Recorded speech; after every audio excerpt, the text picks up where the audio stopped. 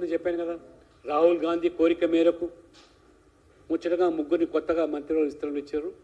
మరి ఆ 42% బీసీ రిజర్వేషన్లు మరి ఆ మంత్రివర్గం ప్రతిబింబిస్తుందా అని అడుగుతున్నాను. అంతే, మీ చేతిలో ఉన్నది చేయకుండా నేను 42% పార్లమెంట్లో బిల్లు మీ చేతుల్లో ఉంది, మీ రాహుల్ గాంధీ చేతుల్లో ఉంది. మంత్రివర్గ విస్తరణలో బీసీలకు 42% ఇవ్వగలిగినావా?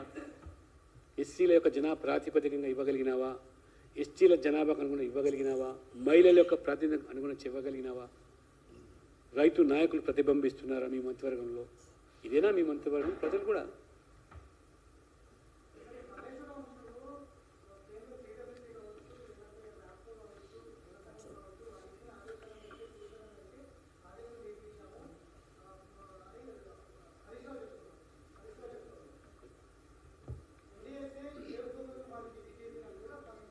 మేము చాలా స్పష్టంగా, సబ్జెక్ట్ ఇది కాదు కాబట్టి వీఆర్ వెరీ క్లియర్.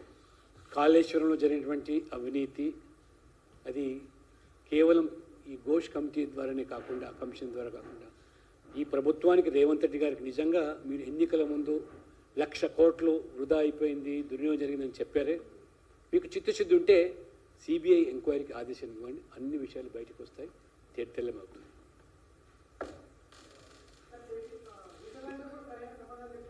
చాలు దాన్ని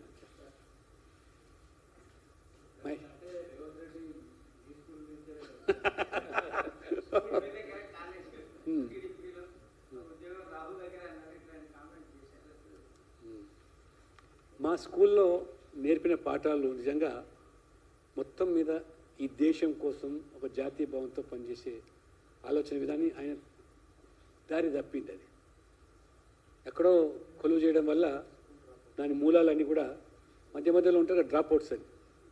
ఆ డ్రాప్అవుట్స్ దాంట్లో రేవంత్ రెడ్డి గారు పోయినారు. అదే పాఠశాల కళాశాల కొనసాగించినట్టే ఆయన కూడా ఒక స్థాయికి ఎదిగేవాడు పాపం. రైట్. ఈరోజు జరిగినటువంటి ముఖ్యమంత్రి అనేది ఒక లక్ష్యం కాదు. ఈయన వారు మాట్లాడుతూ ఒక మాట చెప్పారు, అది ఒప్పుకోవాలి. ఇవాళ రేపు రాజకీయాల్లో వచ్చే తరం ఏతుందో విలువలతో కూడిన రాజకీయాలని అంటూనే మళ్ళీ కూడా అంటాడు, అప్పుడప్పుడు ఆయన్ని అంటాడు, ఈ పార్టీ మార్పులు నేను విధి లేని పరిస్థితుల్లో మారినాను అని చెప్తా ఉన్నాడు.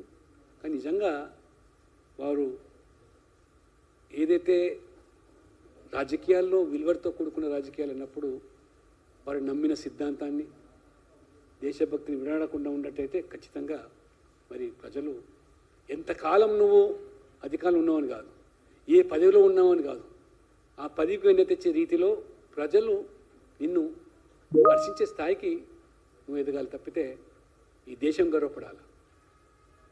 ఒక్క పేదవాడు, ఒక ఛాయ అమ్ముకున్న వ్యక్తి దేశానికి ప్రధానమంత్రి ఆర్థికవేత్తలను తలదన్నే రీతిలో 4th largest country in the world తీసుకురాగలిగినాడు. ఇవాళ త్వరలో 3rd లార్జెస్ట్.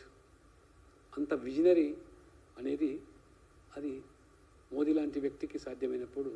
కాబట్టి పదవులు కాదు ముఖ్యం. 18 నెలల్లోనే ఇవాళ అందరూ ఆడిపోసుకునే పరిస్థితి ఎందుకు వస్తున్నది? మీ విధానాలు అంటే నువ్వు కూడా ఏంటంటే పూర్తిగా ఢిల్లీ ఒత్తిడికి లొంగిపోయి అన్ని రాహుల్ గాంధీ అంటున్నారు అడిగిన దానికి అన్ని ఢిల్లీకి మోస్తూ ఉంటే ఎక్కడుంటుంది ఈ వ్యక్తిత్వం? రైట్ అమ్మా. ఈనాటి మీడియా సమావేశానికి ముఖ్య అతిథిగా వచ్చి మాట్లాడినటువంటి